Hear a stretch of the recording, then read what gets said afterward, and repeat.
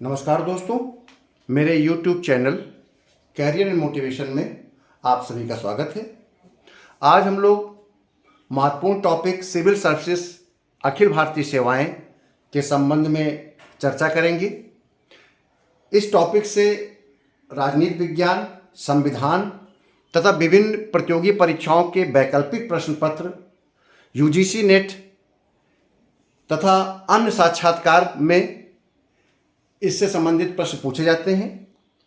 लोक सेवा आयोग, संघ लोक सेवा आयोग के गवर्नेंस प्रश्न पत्र से इस टॉपिक पर क्वेश्चन पूछे जाते हैं। वर्तमान में जो परीक्षाएं आयोजित होनी है, LT gate, SI police, PG grade lecturer, assistant professor, लोक प्रशासन के जो अभ्यर्थी हैं, पॉलिटिकल साइंस के जो अभ्यर्थी हैं, वे सभी इस टॉपिक को अच्छे से तैयार रखते हैं। तो आज हम civil services, all India services के बारे में ये डिस्कशन करेंगे कि civil services, all India services का शब्द कहाँ से आया है, भारत में सिविल सर्विसेज कैसे प्रारंभ हुआ, कितनी ऑल इंडिया सर्विसेज हैं, इस परीक्षा में कैसे बैठा जाता है, इसमें चयन कैसे लिया जाता है तथा इस सेवा के क्या कर्तव्य और दायित्व हैं और भारत में या भारतीय प्रशासन में इसकी क्या भूमिका है, इस पर हम लोग विस्तार से चर्चा करेंगे। और कोशिश किया है मैंने कि काफ़ी आपको फैक्चुअल जानकारी दे सकूं, क्योंकि छोटी परीक्षाओं में फैक्चुअल जानकारी अधिक पूछी जाती है, तो आपको उसके बारे में जानकारी हो। ये केवल प्रतियोगी परीक्षार्थियों के लिए आवश्यक नहीं, बल्कि एक सामान्य नागरिक को भी इस सेवा के बारे में जानकारी रखनी चाहिए। सरकारी सेवक को भी इसके बारे में जानकारी रखनी चाहिए, ताकि उसको पता हो कि ऑल इंडिया सर्विस के अधिकारी कैसे चयनित होते हैं, उनसे मोटिवेट हों और उनसे ये जानकारी लेने की कोशिश करें या उनके बारे में जानकारी लेने की कोशिश करें कि ये किस प्रकार से मेरिट के आधार पर इनका चयन किया जाता है। तो देखिए, सबसे पहले जैसा कि स्क्रीन में मैंने काफ़ी फैक्ट लिख रखे हैं, लगभग 20 फैक्ट लिखे हैं और इनको मैं विस्तार से चर्चा करूंगा। सबसे पहले सिविल सर्विस शब्द का जन्म या सिविल सर्वेंट शब्द का प्रयोग 1765 में ब्रिटिश कॉल में शासकीय अभिलेखों में किया गया था। मतलब कि सरकारी सेवकों को या जो ब्रिटिश इंडिया में कंपनी के अधीन नौकरी कर रहे थे, ईस्ट इंडिया कंपनी के अधीन नौकरी कर रहे थे, उनमें से जो श्रेष्ठतम अधिकारी थे, अंग्रेज अधिकारी थे, उनके लिए सिविल सर्वेंट शब्द का इस्तेमाल किया गया 1765 में। इसके पश्चात धीरे धीरे डेवलपमेंट हुआ और governor general of Bengal governor general of India कहलाने लगे। वारेन हेस्टिंग्स ने जब गवर्नर जनरल ऑफ इंडिया का पद संभाला तो उस समय रेगुलेटिंग एक्ट भी लाया गया था और पहली बार सिविल सेवकों को, सरकारी अधिकारियों को बिजनेस के साथ, व्यापार के साथ, ईस्ट इंडिया कंपनी काम तो व्यापार करना था, व्यापार के साथ साथ रेवेन्यू एडमिनिस्ट्रेशन एवं लॉ एंड ऑर्डर का काम भी दे दिया गया। इसीलिए एक प्रश्न बनता है कि सिविल सेवा का ढांचा किसने तैयार किया था, तो वारेन हेस्टिंग्स थे। केवल ये आएगा किसने ढांचा, who make the structure of civil services, तो वारेन हेस्टिंग्स थे। इसके पश्चात उनके बाद lord Cornwallis governor general of India बने 1786-1793 के दौरान।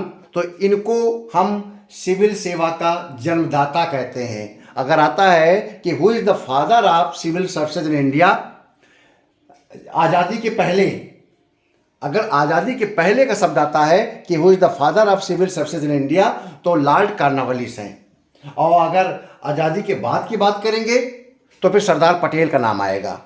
तो इनको क्यों कहा गया लॉर्ड कॉर्नवालिस को भारत में सिविल सेवा का जन्मदाता? वो इसलिए कहा गया क्योंकि जब इन्होंने इसको हम कॉर्नवालिस कोड भी कहते हैं, और कॉर्नवालिस कोड में रेवेन्यू, पुलिस और फौजदारी और दीवानी, इन कामों को परिभाषित किया गया।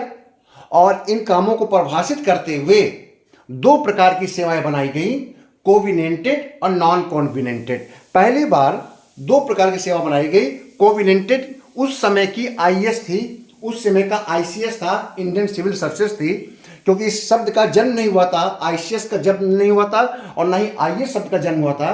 तो इसको हम कोविनेंटेड सर्विस बोलते थे, यानी कि प्रतिष्ठित सेवा थी। इसमें केवल अंग्रेज ही बैठते थे और बड़े से बड़े पदों पर अंग्रेज आसीन होते थे, जैसे आज के समय पर आईएएस होता है। तो ये उस समय का कोविनेंटेड था। और जो नॉन कोविनेंटेड सेवा थी, ये अधीनस्थ सेवा थी। ये प्रोविंशियल बेस के सेवक थे। इसमें अंग्रेज और हिंदुस्तानी दोनों प्रकार के थे। तो लॉर्ड कॉर्नवालिस ने कोविनेंटेड और नॉन कोविनेंटेड शब्द का जन्म दिया। इसी को इन्होंने सिविल सर्विस का नाम कहा। ठीक। जब इसके बाद लॉर्ड कॉर्नवालिस के बाद लॉर्ड वेलेस्ली ने इसी कोविनेंटेड सर्विस के जो अधिकारी थे उनके प्रशिक्षण के लिए फोर्ट विलियम कॉलेज कलकत्ता में एक प्रशिक्षण संस्थान की स्थापना की। फोर्ट विलियम कॉलेज कहलाता है। पेपर में आता है, जीके के प्री के पेपर में, तमाम कॉम्पिटिटिव एग्जाम में। इसीलिए मैं आपको बता रहा हूँ सिविल सर्विस के बारे में कि ऐसे ही क्वेश्चन इससे आते हैं, तो आप इससे तमाम फैक्चुअल क्वेश्चन आपके तैयार हो जाएंगे कि फोर्ट विलियम कॉलेज कलकत्ता की स्थापना किसने किया था, तो लॉर्ड वेलेस्ली ने किया था। ये दौर चलता रहा और 1823 में मैकाले रिपोर्ट आई। आपको लॉर्ड मैकाले का नाम सुना होगा, आधुनिक शिक्षा के जन्मदाता माने जाते हैं। तो लॉर्ड मैकाले शिक्षाविद थे। इन्होंने पहली बार मेरिट आधारित सिविल सर्विसेज परीक्षा कराने का निश्चय किया, क्योंकि प्रतियोगी परीक्षा, खुली प्रतियोगी परीक्षा कराई गई। इसको 1853 के चार्टर एक्ट के द्वारा जो संरक्षक नौकरशाही थी, पैट्रोनस ब्यूरोक्रेसी थी, उसको समाप्त करके मेरिट बेस्ड ब्यूरोक्रेसी को जन्म दिया। नौकरशाही के बारे में हम अगले वीडियो में डिस्कशन करेंगे कि नौकरशाही का जन्म कैसे हुआ, नौकरशाही के कार्य क्या है। नौकरशाही एक नकारात्मक शब्द है, इतना बता दूं। सिविल सर्विसेज एक सकारात्मक शब्द है जो कि कल्याण के लिए काम करता है, और नौकरशाही एक नकारात्मक शब्द है जिसका आशय होता है काम पे अड़ंगा लगाना। इसको मैं विस्तार से अगले वीडियो में बताऊंगा। ये एक आलोचना के तौर पर नौकरशाही शब्द कहते हैं, और जब प्रशंसा करते हैं तो हम लोग सिविल सर्वेंट बोलते हैं। ठीक है। तो पहली प्रतियोगी परीक्षा 1855 में लॉर्ड मैकाले की रिपोर्ट के आधार पर लंदन में हुई। ठीक। इसीलिए पेपर में कभी कभी आता है कि सिविल सेवा भर्ती का बाइबिल किसे कहा जाता है, तो मैकाले समिति की रिपोर्ट को, मैकाले समिति की रिपोर्ट को सिविल सेवा भर्ती परीक्षा का हम बाइबिल कहते हैं। ठीक। तो 1855 के बाद आगे समय बढ़ा। 1892 में एचएसएन आयोग बनाया गया। 1886 में एचएसएन आयोग बनाया गया। 1892 में उसकी सिफारिशों को लागू किया गया। तो जो पहले दो प्रकार की सेवाएं थी, कोविनेंटेड एंड नॉन कोविनेंटेड, अब ये आगे चलकर तीन प्रकार की सेवा बन गई। इंपीरियल सेवा, प्रांतीय सेवा, अधीनस्थ सेवा। अब देखिए 1892 का जो स्थिति थी, आज आपको कुछ ऐसी स्थिति नहीं लग रही है। इंपीरियल सेवा आज हमारी आईएएस की सेवा ऑल इंडिया सर्विस हो गई, प्रांतीय सेवा पीसीएस की सेवा हो गई, अधीनस्थ सेवा यूपी ट्रिपल एससी की सेवा हो गई, सबऑर्डिनेट सेवा हो गई। तो ये 1892 की जो सोच थी, जो एसएस कमीशन था, उस समय ये इंपीरियल सेवा में अखिल भारतीय सेवा प्रखत के सेवाओं को लिया गया, इलीट वर्ग की सेवा को लिया गया, और प्रांतीय सेवा में प्रोविंशियल के लिए किया गया, जो विभिन्न ब्रिटिश राज्य थे उनकी सेवाओं के लिए, और अधीनस्थ सेवाएं निम्न स्तरीय कर्मचारियों के लिए, लिप्की कैडर जिसको कह सकते हैं, या फोर्थ क्लास सी और डी के लिए। ठीक। तो पेपर में कभी आ सकता है कि इंपीरियल सेवा, प्रांतीय सेवा, अधीनस्थ सेवा का जन्म किस आयोग के माध्यम से हुआ, तो एसएन आयोग था। 1892 के बाद इस प्रकार की सेवा चलती रही। 1923 में ली आयोग बना। कभी कभी पेपर में आता है कि जो लोक सेवा आयोग का गठन हुआ है वो किसके आधार पर हुआ है, तो ये ली आयोग के आधार पर हुआ है। ध्यान रखना, ली आयोग 1923 में बना था, और उस समय अखिल भारतीय, केंद्रीय, प्रांतीय तीन वर्गों में सेवाएं बदल दी गई। जो एचएसएन कमीशन ने इंपीरियल सेवा, प्रांतीय सेवा, अधीनस्थ सेवा का गठन किया था, 1923 में आते आते इन सेवाओं का नाम बदलकर अखिल भारतीय, केंद्रीय और प्रांतीय तीन वर्गों में सेवाओं को बांटा गया। अखिल भारतीय सेवा हम बता दें, अब यहीं पर जन्म हुआ। अखिल भारतीय सेवा का जन्म आपका सबसे पहली बार committee on division of function, कार्य विभाजन समिति बनाई गई थी। एमई गॉनेट के अध्यक्षता में उसने पहली बार ऑल इंडिया सर्विस का शब्द का इस्तेमाल किया था। ठीक है। ये 1923 की बात है। तो इस समिति ने पहली बार ऑल इंडिया सर्विस का शब्द का इस्तेमाल किया था, और यहीं से आपका ऑल इंडिया शब्द प्रारंभ हुआ, ऑल इंडिया सर्विस शब्द का। ठीक है। तो ली आयोग ने भी ऑल इंडिया सर्विस और आपका प्रांतीय सर्विस और केंद्रीय सर्विस। आप देखिए इसी प्रकार की तीनों प्रकार की सेवाएं भारत में हैं। ऑल इंडिया सर्विस में 3 सेवाएं आती हैं, आपको पता है, Indian administrative service, Indian police service और इंडियन फॉरेस्ट सर्विस। 3 सेवाएं हैं। देश की आज़ादी के समय 2 प्रकार की सेवाएं थी, इंडियन एडमिनिस्ट्रेटिव सर्विस यानी कि आईएएस और इंडियन पुलिस, भारतीय पुलिस, इसके आगे एस लगा दिया गया, आईपीएस कर दिया गया था, इंडियन पुलिस सर्विस। आज़ादी से पहले इंडियन पुलिस नाम था, इंडियन पुलिस सर्विस नाम नहीं था, ध्यान रखिएगा। बहुत ही टेक्निकल गलती से पूछ सकता है पेपर में कि 1947 में कौन कौन से अखिल भारतीय सेवाएं थी, आईएएस, आईपीएस, आईपी, आईएफएस। तो आप याद रखिएगा आईएएस और आईपी, आईपीएस मत लिखिएगा, ठीक। तो आज़ादी से पहले अखिल भारतीय सेवाओं में अखिल भारतीय सेवाएं, केंद्रीय सेवाएं और प्रांतीय 3 प्रकार की सेवाएं थी। जैसे कि वर्तमान में केंद्रीय सेवाएं हैं। वर्तमान में केंद्रीय सेवाओं में किसको जोड़ते हैं? वर्तमान में केंद्रीय सेवाओं में इंडियन फॉरेन सर्विस है, Indian account and audit service है, इंडियन डिफेंस अकाउंट सर्विस है, इंडियन रेलवे सर्विस है, इंडियन रेलवे पर्सनल सर्विस है, इंडियन रेवेन्यू सर्विस है, Indian engineering service, Indian audit service. ये सारी सेवाएं केंद्रीय सेवाएं हैं, ठीक। और प्रांतीय सेवाओं को आप पता ही है, पीसीएस की सेवाएं जो होती है वो प्रांतीय सेवाओं के रूप में बांट दिया था ली आयोग ने। और ली आयोग ने केंद्रीय लोक सेवा आयोग का गठन किया 1926 में। पेपर में कभी आएगा सर्वप्रथम केंद्रीय लोक सेवा आयोग का गठन कब हुआ था? तो 1926 सर रोज बारकर के नेतृत्व में पहला लोक सेवा आयोग का अध्यक्ष सर रोज बारकर थे 1926 में। 1935 में इसका नाम हो गया फेडरल लोक सेवा आयोग, सेंट्रल की जगह फेडरल आ गया। और 26 जनवरी 50 को जब हमारा संविधान लागू हुआ तो फेडरल की जगह पर यूनियन आ गया, यूनियन पब्लिक सर्विस कमीशन। तो देखिए 3 चरण में हमारे यहाँ लोक सेवा आयोग का गठन हुआ, ठीक है। आपको यह भी बता दें कि सबसे पहली बार जब मैकाले के अध्यक्षता में आपका मेरिट बेस्ड एग्जाम स्टार्ट हुआ था तो उसके पश्चात 1864 में हमारे पहला आईसीएस, तब उस समय कोविनेंटेड सेवा थी, सत्येंद्रनाथ टैगोर चयनित हुए थे।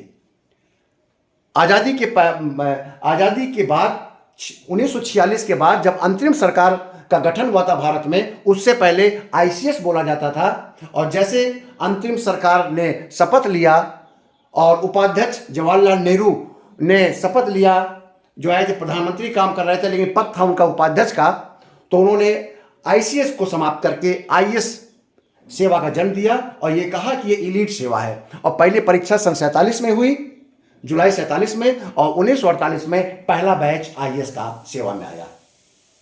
आपको मैं पहले बता चुका हूं, स्वतंत्रता से पहले 2 अखिल भारतीय सेवा थी, आईएएस एवं आईपी, ना कि आईपीएस, इंडियन एडमिनिस्ट्रेटिव सर्विस और इंडियन पुलिस।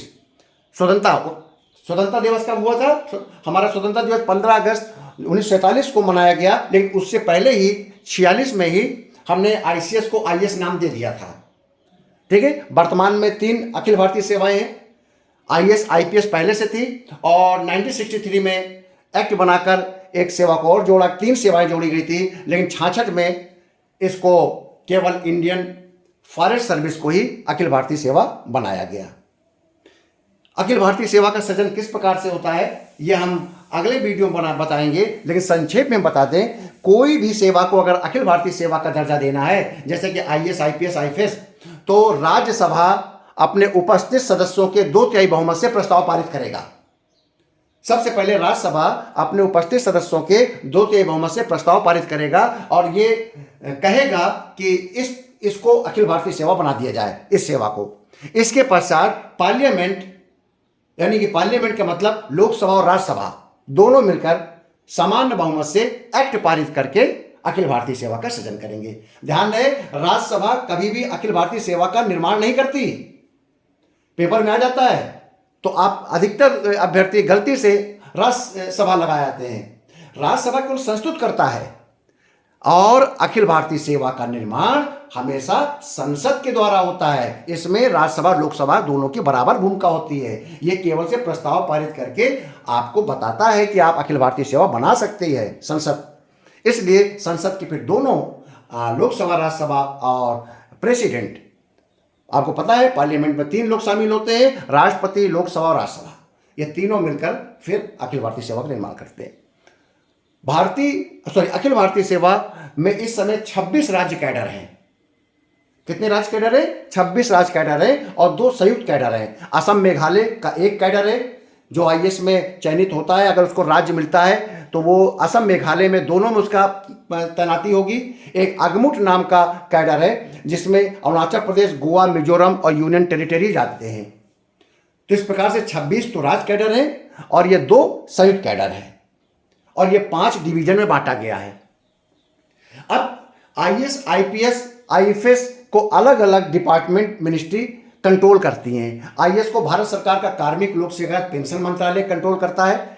आईपीएस को गृह मंत्रालय। इनका जो पदोन्नतियां होंगी, इनका जो इंटर स्टेट ट्रांसफर होगा, डिप्यूटेशन होगा, या ये जब सेंटर में डिप्यूटेशन में जाएंगे तो इनकी कंट्रोलिंग मिनिस्ट्री ही निर्णय करेगी।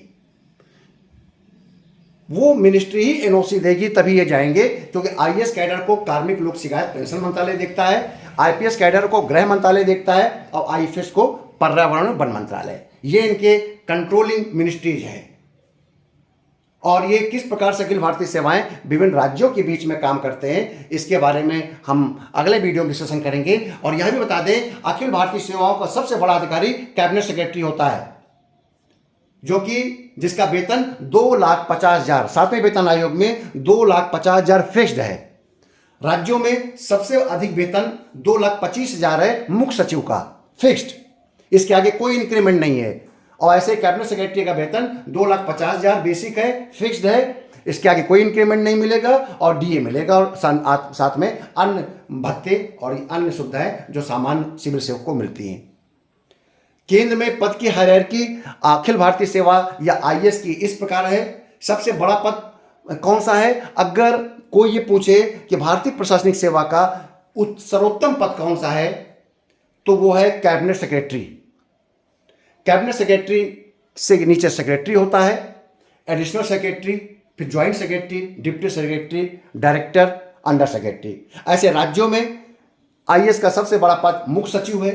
उसके बाद एपीसी, अपर मुख्य सचिव, प्रमुख सचिव, सचिव, विशेष सचिव, संयुक्त सचिव, उप सचिव, अनुसचिव और अनुभाग अधिकारी। इस प्रकार से कैडर को कंट्रोल किया गया है।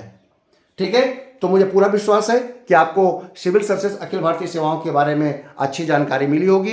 इसके नेक्स्ट पार्ट में हम डिस्कशन करेंगे कि अखिल भारतीय सेवाओं की भर्ती की पद्धति, इनका प्रशिक्षण किस प्रकार से किया जाता है। अगर आपको मेरा वीडियो पसंद आ रहा हो तो इसको लाइक करिए, सब्सक्राइब करिए और अधिक से अधिक लोगों को आगे बढ़ाइए, ताकि जो लोग निःशुल्क तरीके से, यानी कि ऐसे अभ्यर्थी जो बहुत ज़्यादा इकोनॉमिकली साउंड नहीं है और अधिक बड़ी से महंगी कोचिंगें नहीं प्राप्त कर सकते हैं, तो मेरे इस वीडियो से, मेरे इस चैनल से उनको लाभ प्राप्त हो। बहुत बहुत धन्यवाद।